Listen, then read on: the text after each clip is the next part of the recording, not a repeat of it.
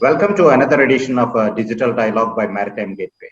Today we have guest, not one guest, but two, Jihan Kotwal and Sumit Mane, who are the co-founders of HumSafer.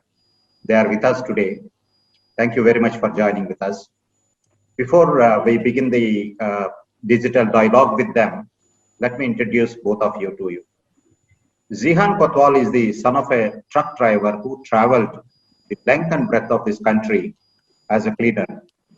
This hands-on experience was a real eye-opener for him as he witnessed firsthand the problems that the 8 million truck drivers were facing, lack of safety for one. As his experience grew, it became a dream to come up with cost-effective solution that drivers can use and really depend on. Now, Sumit Mane and Ziham studied in the same university where they were flatmates for about 12 years. They have remained very close friends ever since.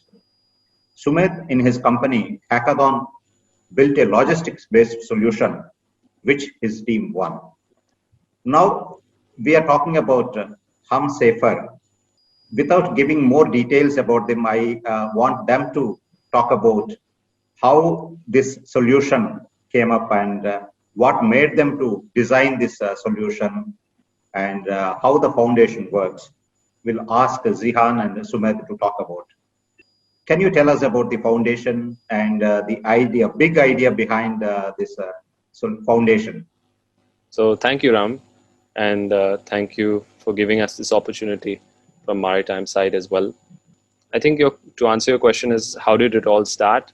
As you mentioned in the intro, I run a trucking company by the name of JFK Transporters. We, what do you call, when we just started, we had about 10 trucks, and we used to have 3-4 accidents every year. I was not very comfortable with that entire statistic, and unfortunately that is just a known, very considered as a normal trade, so to speak, numbers.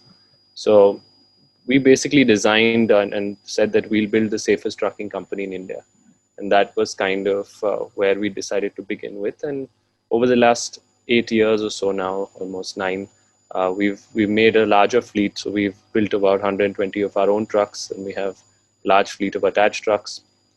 And the ratio has jumped from for 3 to 4 every 10 vehicles. We've come to 1 to 2 in every 120.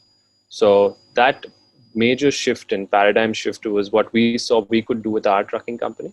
And about 2.5 years ago, Sumit and I were discussing around, okay, this is something that could be a solution not only for our company. We could do it, then every trucker can do it. And so the idea now is that how can we use the technology that we have and the learnings we've got from a first-hand user experience and make sure it can be replicated for all the trucks in the country. So that's what the foundation's major work is. Of course, this road safety as an issue is not only for us as a trucking community, but also is a national issue because we lose 400 people every day in road accidents. And 65% of these are on national highways, somewhat involving trucks as collision items, especially for death.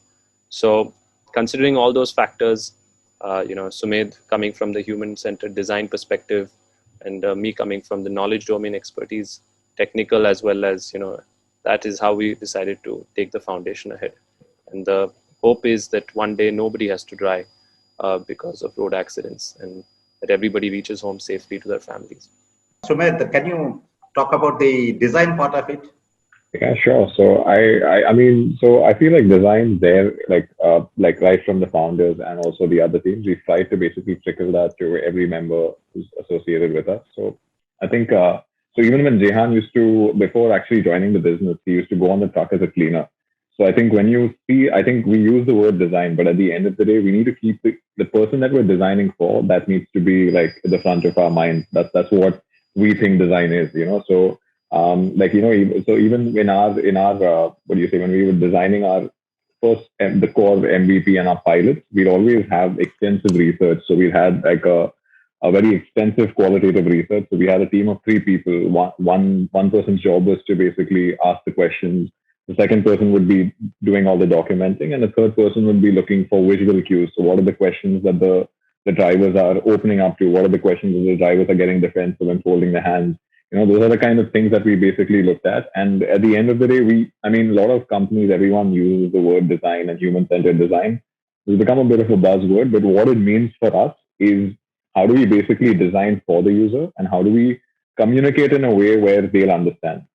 When you talk about these road accidents, what is your experience when you have traveled across and then understood the issues? So, is it basically the design of bad roads, or driver being put to longer hours of working, or the basic fault in the vehicles, or what exactly, and how do you bring this safety?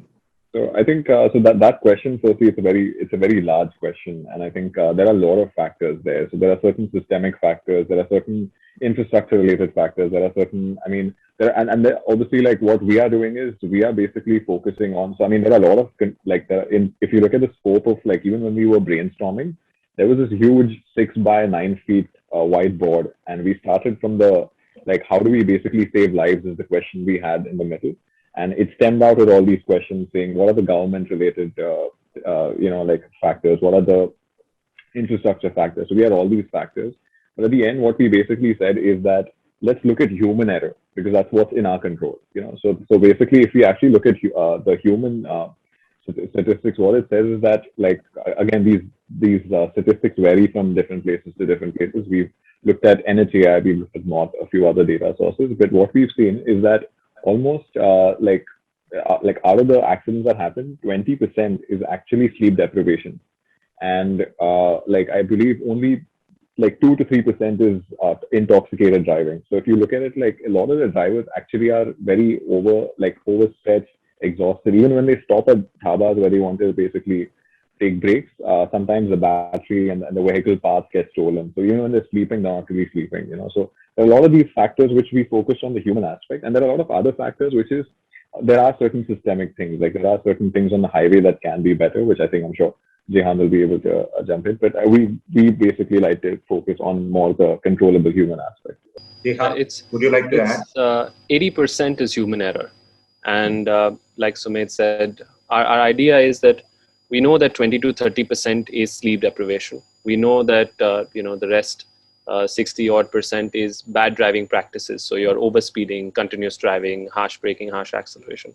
And there are another 150 more parameters.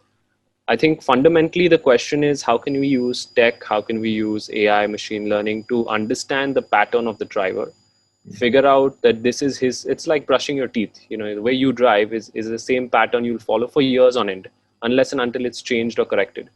And for anything, for a habit change to be made, you need the trigger, you need the habit, and then you need a reward. So these three things in a loop is what changes habit behavior. We kind of understood that very early on. So what we built around the foundation, what the major work it does, is that it collects rewards for these truck drivers. So whether it's insurance for 10,000 truck drivers, which we are doing right now through COVID Kavach for 1 lakh rupees cover, which is 100 crore package for these 10,000 drivers, or whether it's something to do with giving them incentives. So every 10 kilometers of safe driving, 3 rupees goes into their account. So every 10,000 kilometers, they make almost 2 to 3,000 rupees extra through UPI directly into their accounts. So it's extremely, as far as impact measurement is concerned, very, very clean. And these rewards directly go to these drivers. So they're happily ready to change their behavior. And what I mean by changing their behavior, so for example, something as simple as overspeeding. Moment your truck goes over 60, 65 kilometers an hour, the mobile application buzzes an alert, which tells you you're overspeeding. If you slow down, great, your points increase. If you don't slow down, your points decrease. And based on the points, you get a reward. So it's a very simple, easy to understand mechanism, which actually is the trigger, the habit change, and the reward. All three to make sure that this behavior change shifts over time. And of course, this is a long journey, but slowly, steadily, the truck drivers, at least to begin with, will be the ones who will be changing the habit pattern. So by and large, trucking is considered to be unorganized sector. Of course, there are some large fleet owners as well. So my question is, how much of these fleet owners are responsible? Because we keep hearing that we don't get qualified drivers. I mean, we don't know what do you mean by qualified drivers, but the shortage of drivers, trained drivers, that is one. How much of is being done by these trucking fleet companies, fleet owners at least? And then in your model, how do you approach the drivers if there are small time trucking companies with not many drivers, or there is on one side, there are large companies with 100 or 200 or 500 trucks. So how does you work with them? And what is their response to this kind of solution? As far as trucking companies are concerned, and I'm pretty confident because we've won every award that is possible in terms of not only road safety, but in terms of service levels. I can tell you for a fact that no trucking company has any past record of drivers. There is no scoring system. There is no way to measure how good a driver is, how safe he is. And that's kind of where we step in, right? We're building, think of it like a CIBIL score for truck drivers. If DHL wants to hire, or if XYZ company is in TCI wants to hire, they don't know in the last 5 years, how has this driver driven? Has he been safe? Has he actually driven these many kilometers, etc. And so when we're building this solution, the idea is also to make sure that these drivers get that better score, and then hopefully the simple bracket. So when I'm hiring, for example, as well in JFK, we pay the same salary a 5-year-old driver or a 15-year-old driver. It doesn't matter. As long as he's a driver, they all get one salary period, and that glass ceiling never gets broken. So when you're able to actually see through data that, okay, this driver is actually a good quality driver, whether it's for X company or Y company, doesn't matter. What's important is that through linking it with his Aadhaar, his driver license, his UPI, everything into one data bank, where we are sure that this driver is a category driver, B category, C category driver. And then based on that, over the next few years, our hope is that we become the training and the tooling system for the country as far as driver scoring is concerned. And then hopefully that will encourage drivers to ask for better salaries. That can be the overall piece. But to address your second question, which was how will we approach them, is that we're not very keen on doing it directly through fleet owners, because that's hardly 5% of the market. We're more focused on every truck driver, whether single chalak malak or large fleet. Our idea is that if we can get him bought in and make him responsible and safe, and think of him and his score, if he's interested to build on it, reach out to him first, rather than going to the larger fleet owners. That's not, in our opinion, a smart way to do this, because this is a national issue that we want to solve. It's not going to just help a few fleet owners to make their businesses more safer. So that's not the idea.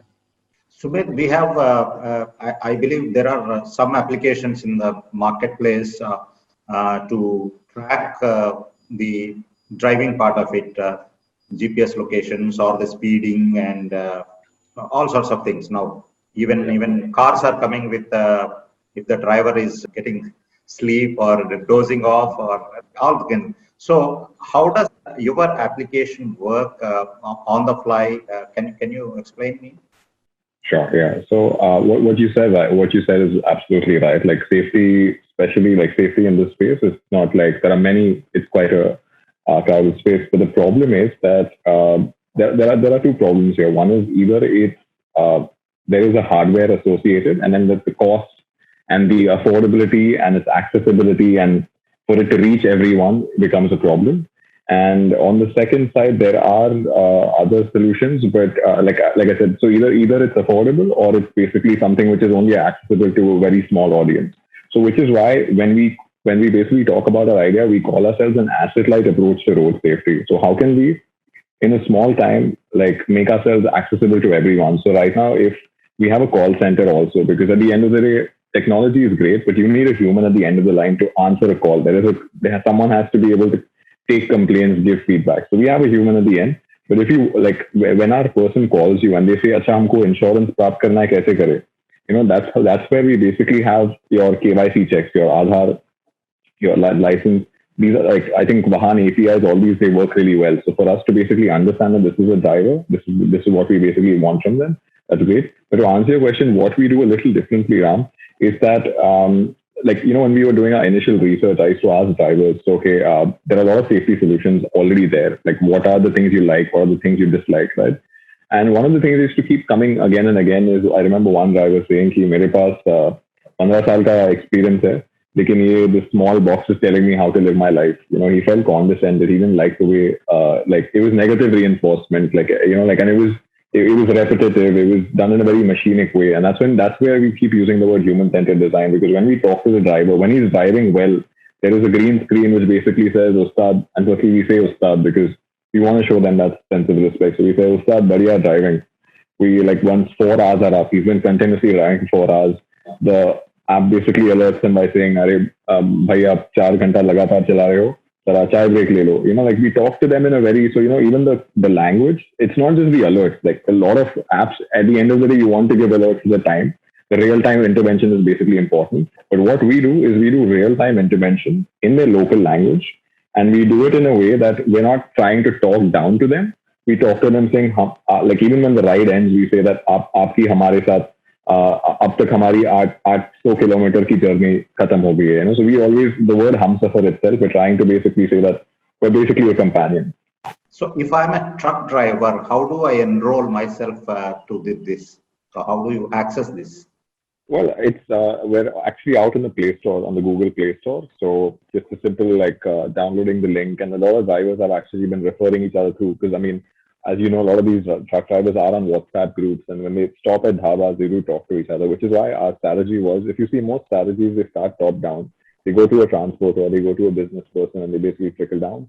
We're going the other way, which is like, which is a little, like, unconventional, but we're going straight to the drivers. We're trying to see what they want, and it's been a learning experience to understand what they want, and it's been basically that particular game. And transport nakas, dhabas, that's where we want to basically start. So what is the motivation? Have you seen any response or feedback from the users? Oh, absolutely. It's been, so there's been various stages. I remember the very early feedback was in a pilot stage 2 years ago. Since then, it's been a really long learning. But the past few, like, so I usually have, so when we did the call center piece, it was me and there's 2 other teammates in the office. We were basically the call center. So whenever they had complaints, like, sometimes 10 in the night, 11 in the night, you'd get calls saying, ye nahi ho raha hai, wo nahi ho raha hai. So, even for them to, like, so for example, Aadhaar, there was, like, the capture screen was a little complicated for drivers. So we need to understand, okay, how can we basically add our screens to simplify this for them, So it's been, like, but so, I mean, one is basically keeping that feedback loop, but what we've basically taken from this experience is that a question we keep getting asked is, will drivers use smartphones? How many of them have smartphones? Like, how many of them will be actually coming on board, right? So the truth is that everyone's already on smartphones. Everyone's already using Facebook. So we were going to start our community section, but we realized that everyone's already using Facebook. So how do we capitalize on, things like Facebook? How do we, like, and also with that, like, I mean, like, earlier I had these questions, how many people would actually care about insurance? But there were actually times drivers would call and say, this is happening, I are also going to give insurance, like, even before we go to them. So, I mean, they've been very upfront about what they want, and it's just our job to basically see what we can basically deliver. National Highway Authorities of India is one agency which always talks about road safety, and then they spend a lot of money on advertising, advocacy on road safety. So what do you think is the government role, and is there any way that government of India also made part of this campaign or anything like that? Yeah, so actually, it's funny you say that, but the IT head, Mr. Akhilesh Srivastav, is on our advisory board of NHAI. He is the IT head. He was the man who implemented FASTag into India as well. And we were always in discussions to understand what can we do, because this is a systemic issue. The government, of course, is trying to do its best in terms of improving road infrastructure and reducing black spots, etc. But the challenge is so systemic and it's so behaviorally driven. The only way they could do it is by actually incentivizing the drivers to change the behavior, and that's a mammoth task. So, which is why the foundation's work is mostly to get corporates on board, to get CSR donors to say that, okay, these are our 500, or we want to sponsor 10,000 drivers, and we can make sure that, okay, with just hardly 1,000 or 2,000 rupees per driver over the next 3 months, we can change his behavior. And so that's kind of the main focus area. But just the government alone won't be possible to do this. This is a national issue. 3% of our GDP is lost in this. As far as deaths are concerned, we are the highest in the world. So this is actually an embarrassing situation, because in 2019 we lost 150,000 people. And so government wants to do a lot, but especially a solution like this, we need to show them enough data which actually proves that using our solution actually has saved X amount of lives. And so we're in that process, and over the next few quarters we should be able to showcase those to the numbers to the government as well. And that's when hopefully lights will shine on us. My next question is, earlier you talked about insurance. Do you have any collaborating with any agencies or partners, bringing them on board so that you have a bouquet of offerings for the drivers? So that is one. My second question is, you talked about it is something like a CIBIL rating, whether assessing the driver's efficiency or his experience. So how do we make this as a valid metrics for them to get better employment or better opportunities? How do you do that? So insurance, we have Uplift Mutual as our insurance partner, and they've just helped us when we were raising funds during the second wave of the oxygen crisis. We tied up with them, and they were able to help us secure funds to insure 10,000 truck drivers.